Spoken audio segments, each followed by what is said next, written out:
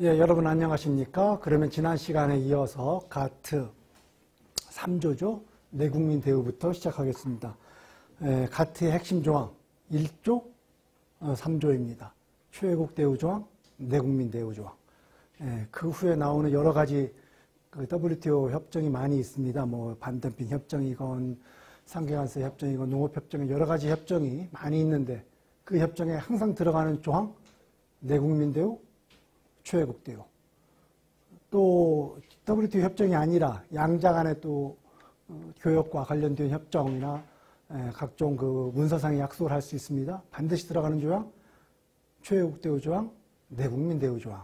이 최외국 대우와 내국민 대우는 이 개념을 성립하기까지 유럽에서 전쟁도 했고 다툼도 했고 수차례, 수십 차례, 수백 년에 걸친 시행착오 끝에 이런 제도를 도입하면은 그나마 분쟁을 없앨 수 있겠다 해서 이루어진 오랜 시간의 그 시행착오를 거쳐서 인류가 터득한 개념입니다. 이 두 가지 개념이 바로 현재 우리 국제사회의 교역 규범에 기반한 교역체제의 근간이 되고 있습니다. 지난 첫째 시간에 최외국 대우가 말은 최외국 대우이지만 사실은 무차별 대우, 동등 대우이고 모든 분야에서 최외국 대우가 다 적용되는 것이 아니라 적용이 되는 범위가 있다고 그랬습니다. 대개 그 교육과 관련된 직접적으로 관련된 범위로 4가지인가가 제시가 됐었죠. 마찬가지로 내국민 대우도 모든 분야에서 내국민 대우, 그 나라 국민과 동등하게 대우하라는 것이 아니라 내국민 대우가 적용되는 분야가 몇 가지가 있습니다. 그래서 이 분야에서는 내국민 대우, 자기네 국내 국민과 외국인을 또는 그 수업, 교육을 하는 사람을 또는 교육에 관한 각종 규범을, 절차를 동등하게 적용하라는 이야기입니다. 첫째 보겠습니다. 첫째는 국내 생산을 보호하는 걸 금지한다는 것입니다. 구체적으로 어떤 표현으로 했냐면은 여기 되어 있습니다.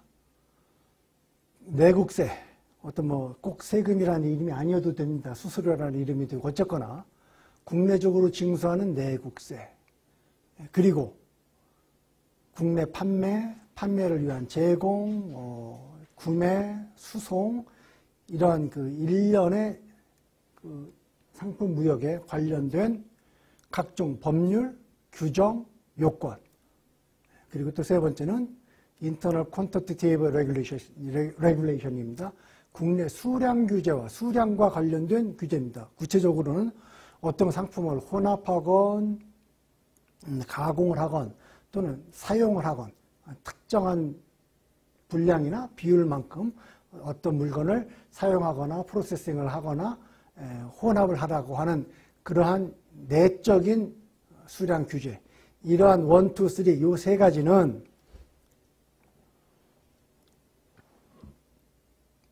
적용할 수가 없죠.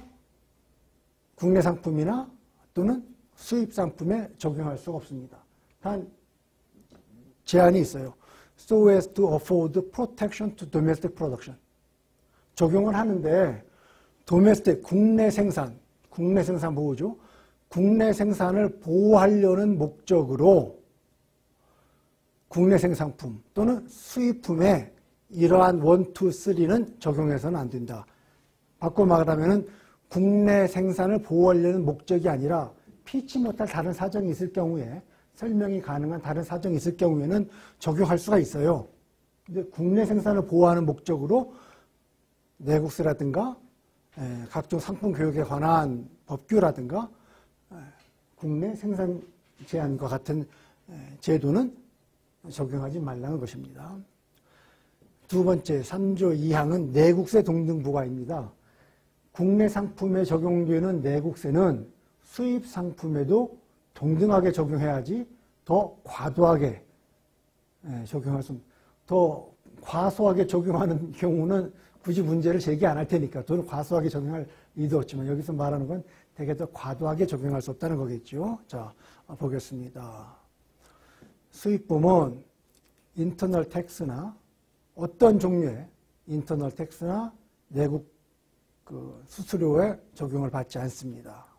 in excess of those applied to like domestic product.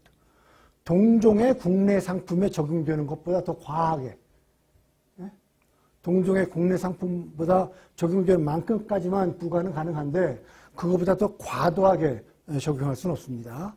자, 그리고 컨트랙팅 파티, 그 가트 제약국들은 수입품이나 또는 입은 국내 생산품에 대해서 내국세 또는 수수료를 1조에 어긋나는 방법으로 적용할 수 없어요. 1조가 뭐가 있습니다. 국내 생산을 보호하는 방식으로 적용할 수 없다고 했지 않습니까?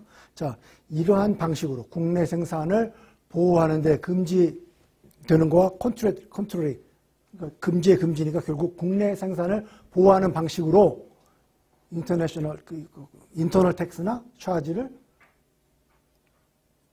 임포티드 굿뿐만 아닙니다. 도메스틱 굿에도 국내 상품에도 적용할 수가 없습니다.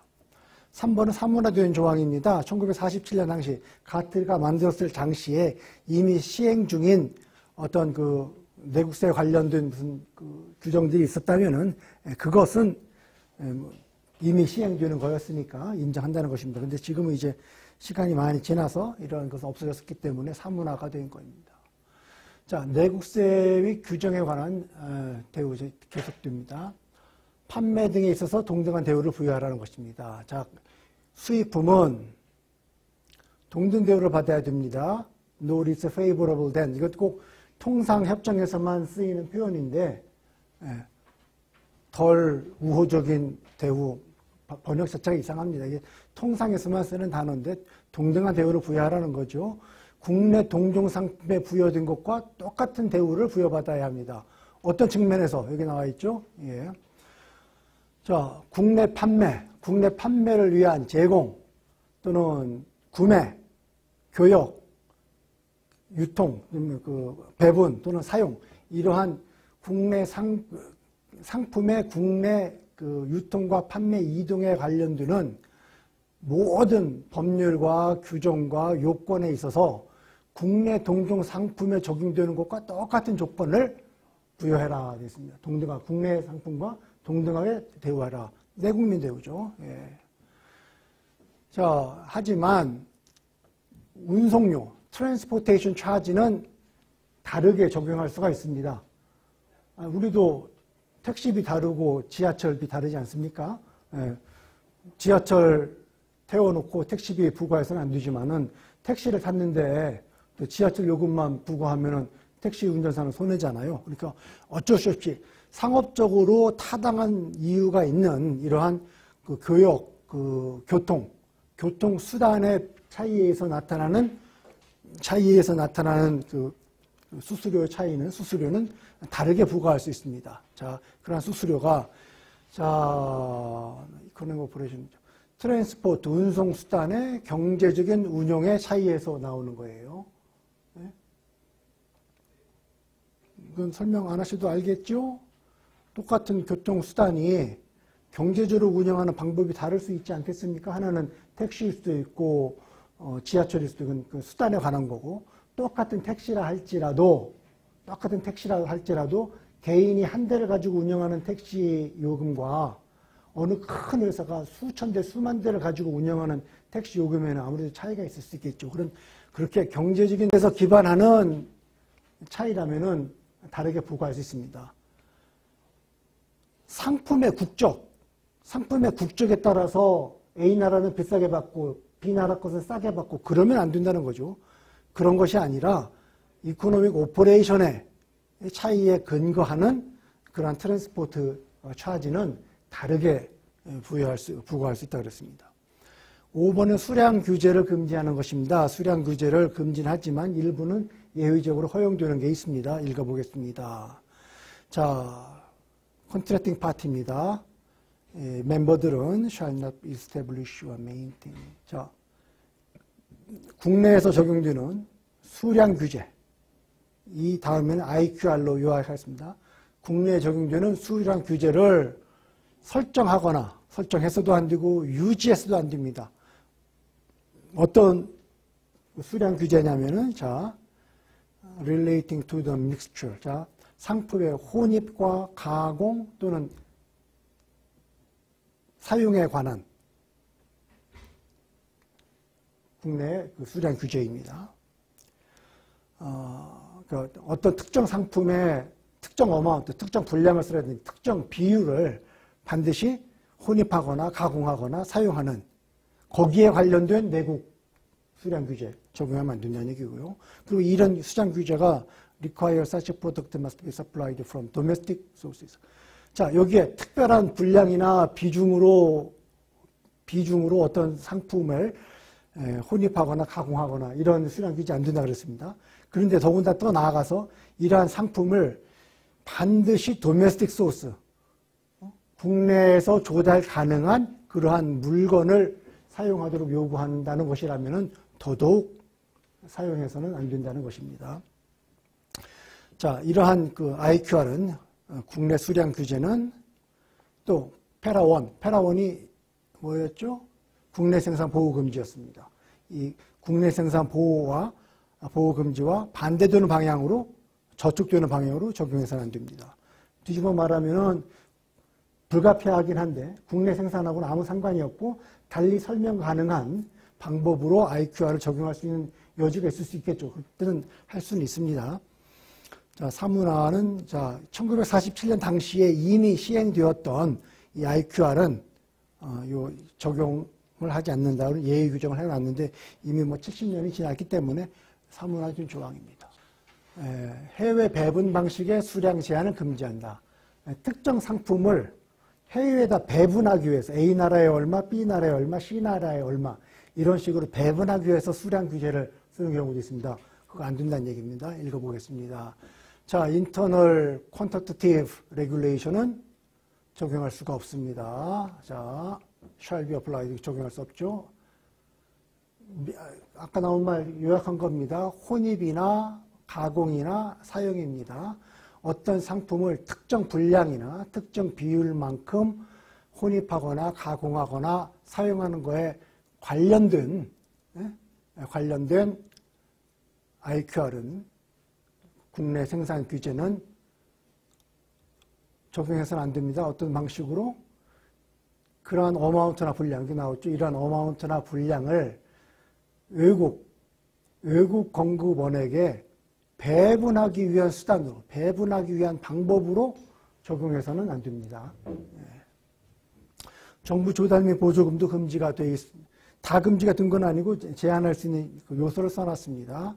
자, 3조는 이 내국민 대우 조항은 shall not apply to laws, regulations, requirement. 어떤 법규냐면 이거죠. 자, 정부 부처가 구매하는 정부 부처가 어떤 상품을 구매하는 것을 관장하는 각종 규범입니다.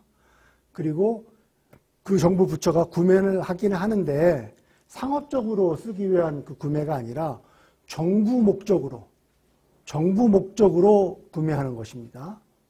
여기 나와 있죠? Not with a view to commercial use예요. 그러니까 상업적으로 재판매할 목적으로 사는 것도 아니고, 그리고 상업적인 목적으로 생산하기 위해서 생산하는 그 과정에 사용하기 위한 목적으로 구매하는 것도 아니고 순수히 정부의 용도에 사용하기 위해서 구매하는 그거에 관한 각종 규범입니다. 그리고 정부가 그러한 목적으로 구매하는 그 구매를 관장하는 이러한 각종 규범은 이 3조가 적용되지 않습니다. 무슨 말입니까? 그러니까 정부가 정부의 용도에 쓰기 위해서, 공적인 목적으로 쓰기 위해서 구매하는 절차, 그 절차는 3조 내국민 대우를 지키지 않아도, 카빙아웃이라고 그러죠. 지키지 않아도 된다는 얘기입니다. 또 3조는 shall not prevent from payment of subsidies and including. 자, 이런 subsidy의 지급을 방해하지 않습니다. subsidy 지급할 수 있습니다. 어떤 subsidy냐? 여기 나와 있죠. 자, 여기 내국세, 인터널 T는 내국세입니다. 내국세나 내국 수수료에서 기원하는, 거기서 그것을 재원으로 해서 기원하는 보조금이라든지, 그리고 국내 상품을 정부가 구매하는 방식으로 지불되는 subsidy, 정부가 사주는 방식으로 지불되는 보조금을 포함을 해서 이러한 보조금을 지불하는 것 자체까지 3조가 막는 건 아니다.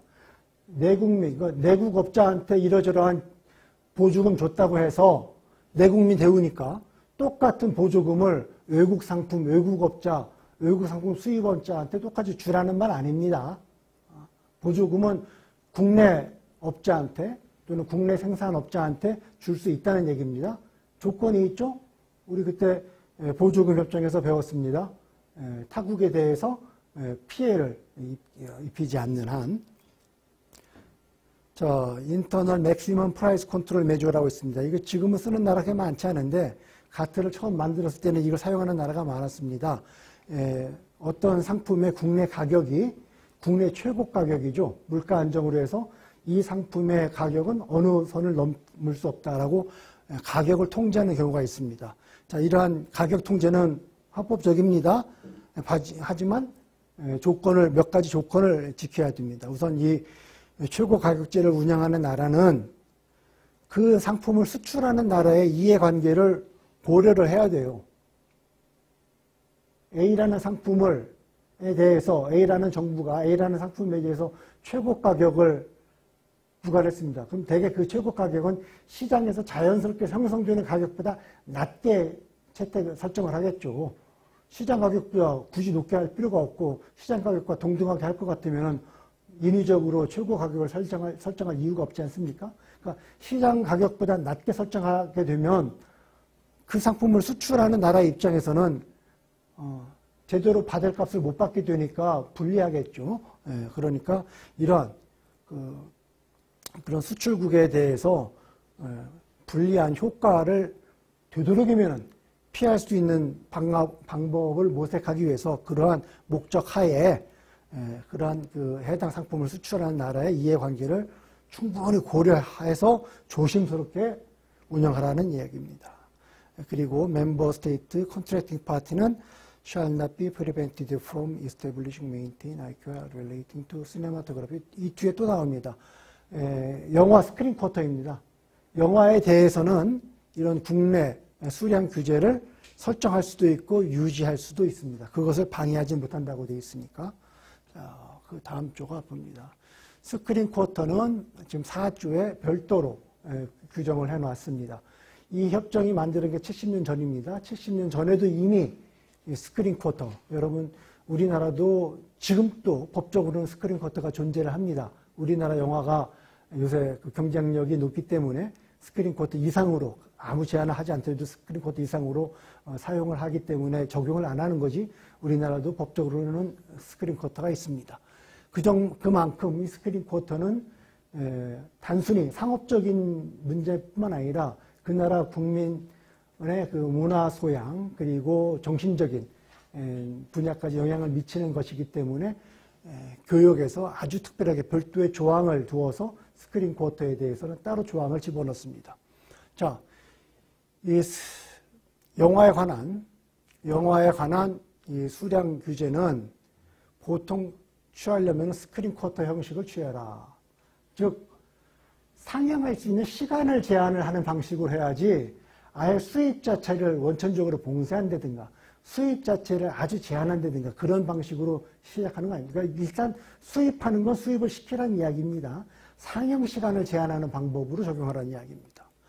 자, 그리고 적용할 때에는 이 스크린 쿼터는 A, B, C, D 이 네 가지 조건을 준수해서 운영을 해야 됩니다. 첫째, 국산 영화가 상영되는 최소 시간을 정하는 방식. 전체 영화관이 전체 상영할 수 있는 그 시간이 있을 거 아닙니까? 어느 날에서 왔던가, whatever origin.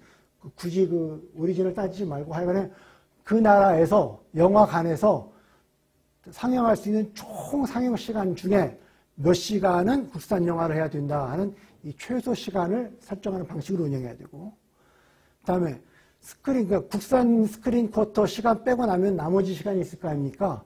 그 나머지 시간은 source of supply, 공급국에 따라서 배분돼서는 안 됩니다. 무차별적으로 상업적인 요인에 의해서 가져갈 수 있도록 해야지 우리나라 영화가 상영될 수 있는 시간 빼놓고 그리고 나머지 시간을 A나라 얼마, B나라 얼마 이런 식으로 배분하지 말라는 얘기입니다.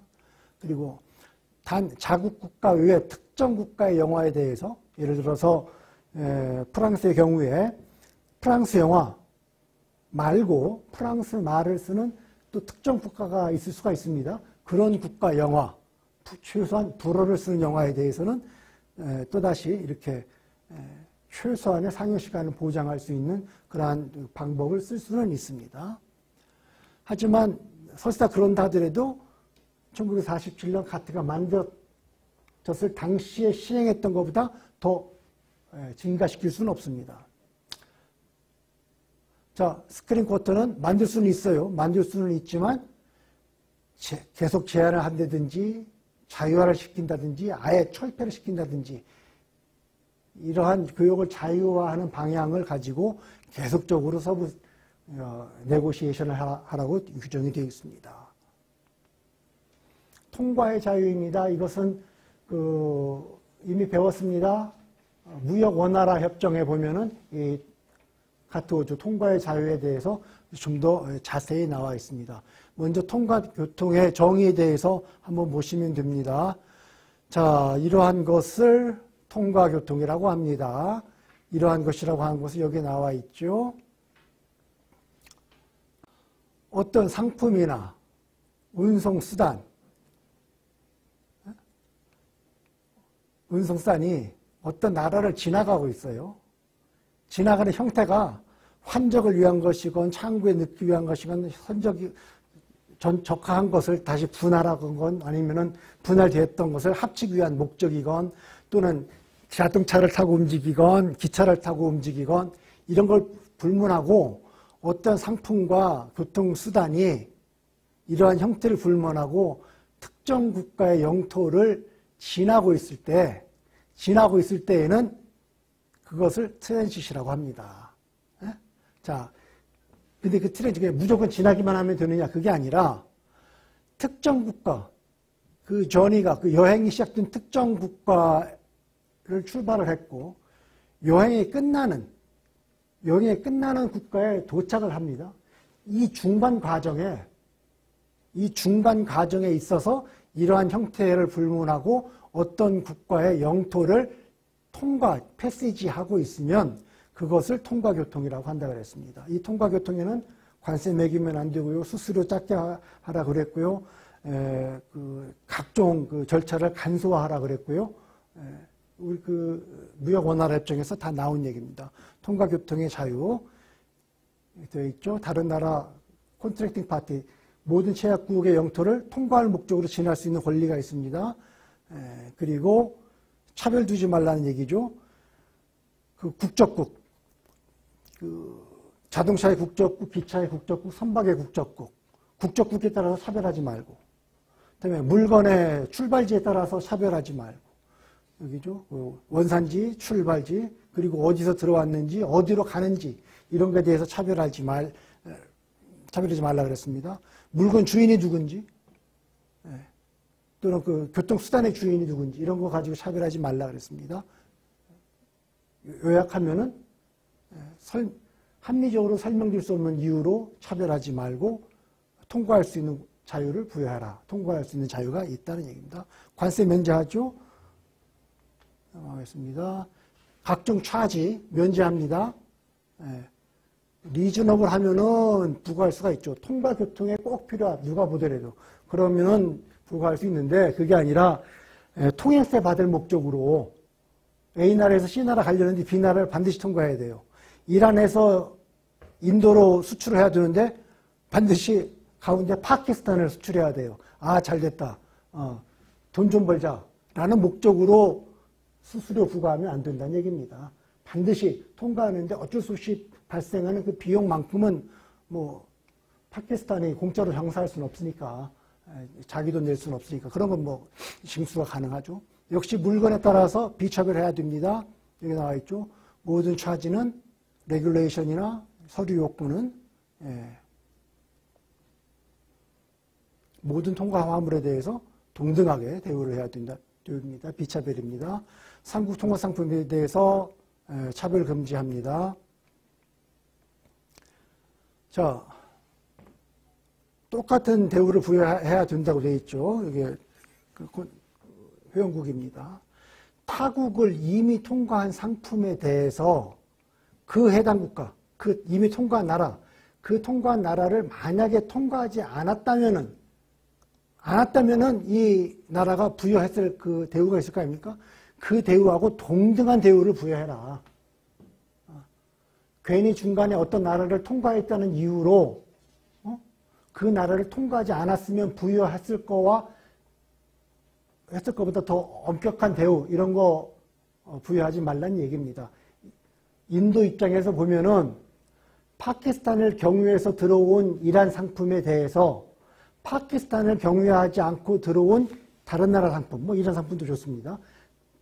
에게 부여하는 대우보다 더 엄격한 대우를 부여하지 마라. 똑같이 대우하라. 괜히 다른 나라를 통과했다고 해서 차별하지 말라는 주문입니다. 자, 이 협정 발효일에 시행 중인 직접 운송 요건 유지. 어떤 물건은 우리나라에 들어올 때는 중간 거치지 말고 그 나라에서 반드시 들어와라. 직접적인 운송을 하라는 요건이 그 가트 협정 만들 때 있을 수가 있습니다. 그것은 예외적으로 인정을 해준다는 얘기입니다. 자, 통과 항공기에는 적용하지 않습니다. 항공 화물에는 적용하지 않습니다. 항공기 교통은 일반 육로교통이나 그리고 대부분 그 배로 선박으로 수송이 되죠. 일반 상품은 그것과는 다른 규정이 많이 됩니다. 이 항공 화물은 그 나중에 항공에 관한 따로 WTO는 항공에 관한 규정이 따로 없긴 한데 이 항공협정에 따로 규정이 되어 있습니다. 거기에 보면은 1자유, 2자유, 3자유, 4자유, 5자유 해서 이 항공기에 부여되는 권리와 의무가 다르게 적용이 됩니다. 따라서 지금까지 말한 것은 항공기에는 적용이 안 됩니다. 자, 반덤핑 상계관세, 그 다음에 관세평가. 관세평가는 관세액 산정하는 거라 그랬습니다. 에 관한 조항인데 이 조항을 좀 더 자세하게 적은 게 별도로 WTO 협정이 있습니다. 그래서 해당 협정 공부하시기 바랍니다. 자, 8조 이것도 무역원나라 협정 보시면 되겠습니다. 건너가겠습니다. 각종 수수료 꼭 필요한 만큼만 부과하고 요건이 있으면은 간소화하게 하고 사전에 공표를 하고 동등하게 적용을 하고 또 그 이의 신청을 할 수 있는 시간도 줘야 되고 이의 신청을 받고 심사할 수 있는 절차도 마련해야 되고 여러 가지 규정이 있습니다. 이게 무역원나라 협정에 규정이 되어 있다 그랬습니다. 역시 다 넘어가겠습니다. 자, 원산지 표시입니다. 원산지 협정 따로 있습니다. 거기에 보면 자세한 내용이 있는데 거기에 없는 내용도 일부 있으니까 잠깐만 보고 가겠습니다. 원산지에 관련된 표시나 규정, 대우는 모든 상품에 대해서 동등하게 적용해야 됩니다. 여타의 제3국의 동종상품이겠죠? 동종상품에 적용하는 것과 동일한 대우를 타국 상품에도 적용. 이 상품이 다르면 안 되겠죠? 같은 동종상품이라면은 동종상품끼리는 동등하게 적용하라 그랬습니다. 그렇다고 해서 이거죠. 임포테이션 수입하는 순간에 그 원산지 표시를 부착하는 거, 요것을 규정을 할 수가 있습니다. 근데 이 부착하는 것을 금지하지는 않는다. 그러니까 원산지 표시를 한다 그래서 그 원산지 표시 자체를 금지한다는 것이 아니라 원산지 표시를 하는 그 의무를 부여를 할 수가 있습니다. 자, 수입품 상표에 관한 법규는 자, 요 아래 사항을 준수하는 한 수입국 그 상표에 관한 법규를 운영할 수가 있습니다. 자, 물건의 상품에 심각한 손상을 주지 말아야 합니다. 뭐라 그럴까요? 자, 달걀이라 그럽시다. 달걀에다가 원산지 규정 해야 됩니다. 수입하는 순간에 달걀에다가 원산지 규정 부착해야 됩니다. 라는 규정 만들 수 있어요. 그런데 우리나라는 특별하게 달걀 껍질에다가 원산지를 새겨서 오세요. 달걀 껍질에다 원산지 3개다가 달걀 다 깨질 거 아닙니까? 그건 굉장히 물건을 데미징하는 거죠. 그 말은 우리나라에 어지간하면 달걀 수출하지 마십시오. 그 말 하기가 싫으니까 그런 얼토당토하는 규정을 만드는 거 아니겠습니까? 그런 거 하지 말라는 얘기입니다. 자, 그 물건의 가치를 심각하게 손상을 시켜요. 심각하게 손상을 시킵니다. 또 뭐가 있을까요? 생각해 보십시오. 그 화장품 병이 예쁜데, 화장품은 그 내용도 중요하지만 병 모양도 예쁘게 만들어서 그게 파는데, 그 병에다가 보기 흉하게 미국산, 일본산하고 큰 점막한 글씨로 반드시 앞에서 봤을 때 뚜렷하게 볼 수 있도록 새겨서 가져오라. 그럴 경우에는 물건의 가치가 손상되는 거죠. 그러지 말란 얘기입니다. 그리고 불필요하게 가격을 올려요. 자, 이쁜 화장품 병에다가 새겨서 가져오라 그럽니다. 얼마나 가격이 올라가겠습니까? 그러니까 결국 물건값을 올리기 위한 또는 수입을 교역을 방해하기 위한 수단으로 이 원산지 상표 관련 그 규정을 운영해서는 안 된다는 이야기죠. 자, 그 수입하기 전에 마케팅할 때 그 리퀘어먼트를 부여할 수 있습니다. 우리나라도 그거 많이 합니다. 상품에 보면은 그 공산품관리법에 의한 원산지 표시 해가지고 스티커로 많이 붙어 있을 거예요. 원산지는 뭐고, 내용물은 뭐고, 그 함량은 어떻게 되어 있고 하는 그 내용을 작은 글씨로 쭉 써서 쉽게 이렇게 스티커로 붙이게 되어 있는 경우가 많습니다. 이렇게 마케팅에 필요한 그러한 요건을 수입을 하기 전에 부착을 하거나 또는 뭐 인쇄를 하거나 그런 요건을 그 부여할 수가 있고, 만약에 그 의무를 다하지 못했을 경우에는 벌가금을 부여할 수도 있습니다. 하지만 이럴 경우에는 부여하지 말라는 그 제한 요소를 뒀습니다. 자, 마킹을 잘못돼가지고 그걸 수정하는 거예요. 규정대로 못해서 그걸 수정하는 건데, 그것이 뭐 상상 이상으로 딜레이가 됐어요. 그럴 때에는 좀 그 페널티 부과가 해도 되지만, 그저 오늘 잘못 발견돼서 하루 만에 내일 고쳐서 가지고 왔는데, 그랬다고 벌금 과하게 부과하지 말라는 얘기죠. 그리고 상품의 내용을 속이기 위한 디셉티브 마크, 오인하기 위한 디셉티브 마크가 붙여있다. 그러면은 뭐 벌 받을 만하죠. 근데 그것도 아닌데 그 필요 이상으로 페널티 주지 말라는 거고요. 자, 이게 이 마킹을 하면은 국내에서 잘 안 팔릴 것 같아요. 이게 내가 아이폰인데, 이게 아이폰인 줄 알고 샀는데, 이게 세상에 중국에서 만든 아이폰도 아니고, 저쪽 아프리카 자이레에서 만든 아이폰이에요. 그런 아이폰이 있다 그러면 자이레에서 만든 아이폰을 수입해서 파는 사람은 되도록이면 그 자이레에서 만든 아이폰 싹 지우고 싶을 거 아닙니까?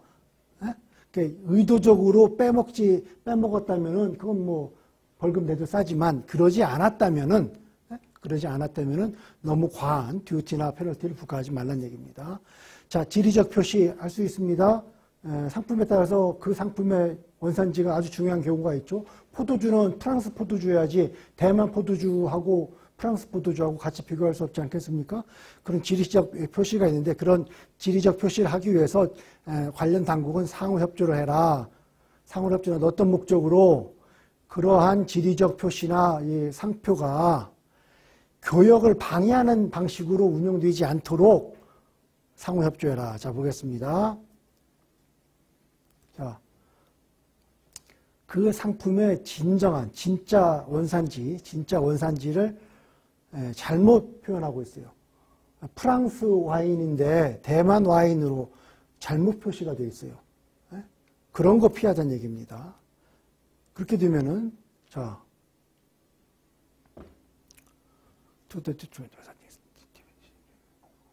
타국 상품의 지리적 표시가 그 나라 법에 의해서 보호되고 있는 타국 상품의 지리적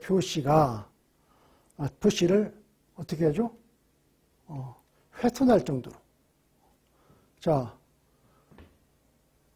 어떤 상품의 오리진을 잘못 표현을 해서 그 상품의 법으로 보호되고 있는 그 상품의 지리적 상호를 그 효과를 훼손시키는 방향으로 그 상품에 관한 규정들이 운영될 수 있지 않겠습니까? 그렇게 운영되지 않도록 그것을 방지하기 위해서 지리적 표시 당국은 상호 협력을 하라 이야기입니다. 그리고 심파테틱 자, 긍정적인 고려를 하시라 이거예요. 어떤 타국이 자, 이러한 거에 대해서 이러한 상호 협조를 하자든지 또는 너네 나라의 그 규정이 우리나라의 법으로 보호되고 있는 지리적 상호를 훼손한다든지 또는 우리나라 상품이라는 것을 잘못 표시한다든지 이런 효과가 있을 수 있으니 그러한 문제에 대해서 협력을 한번 해봅시다 라는 요청이 있으면 그러면 긍정적으로 고려해서 협력을 하라 이야기입니다. 자, 무역 규정의 공포 및 시행 이것도 무역 원활화 협정에 보시면 아주 자세하게 나와 있습니다.